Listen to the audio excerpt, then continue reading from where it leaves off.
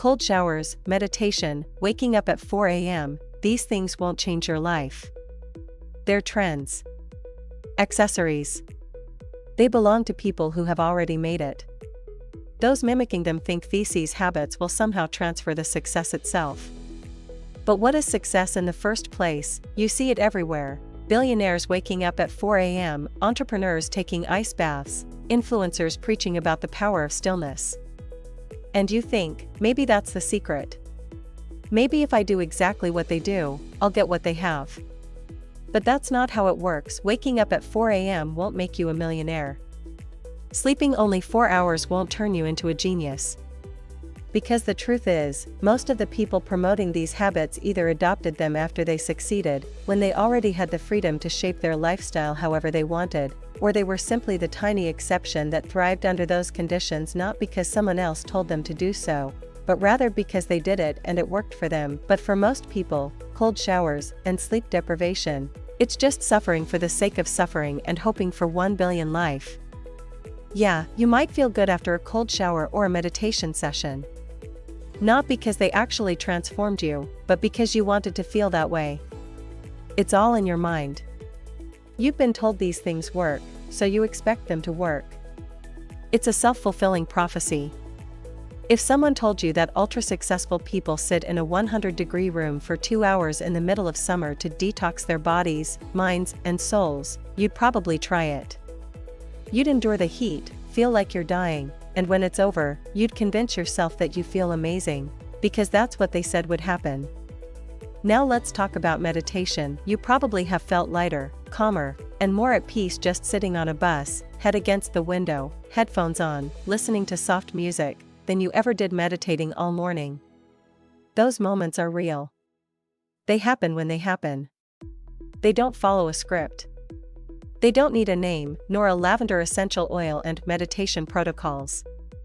Meditation is the opposite of spontaneous. It's a structured ritual, passed down as the way to connect with yourself. But does it really?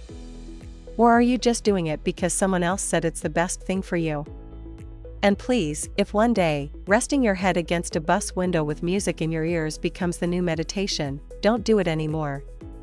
The moment something becomes a trend, it starts losing its meaning. Just search for a new way to have a private, calm moment. It's not about what people tell you to do. It's about what you can do and choose to do. It's about your current situation, your current health condition. It's about your own circumstances and life. It's about what actually works for you. What works for others might not work for you. Another trending pandemic, journaling. The new sacred ritual journaling has become a worldwide obsession. You see it everywhere, perfectly aesthetic notebooks, guided prompts, weird affirmations, people preaching about how it changed their lives. But think about it, what makes it special? Yeah, writing your thoughts down can help, sure. It's even a form of self-therapy. But only when needed, when you have that urge to put your words somewhere safe. When your mind is too full, when you have something you wouldn't share with others, when it feels necessary. Not just waking up every morning and forcing yourself to write because that's what the trend says. You just can't have something profound to write every day. And when you start pretending you do, it stops being real. It stops being genuine. You write when you feel like it. When you need it. Not because some self-help book and YouTube videos told you that daily journaling is the key to enlightenment. You're not that broken. Stop trying to fix yourself when people decide for you. You are shaping yourself into a cup that fits their mold, not yours. And even when it hurts, you convince yourself it's the right path. Because they told you, the more it hurts, the better the results will be. But is that really true? What if success isn't about pain?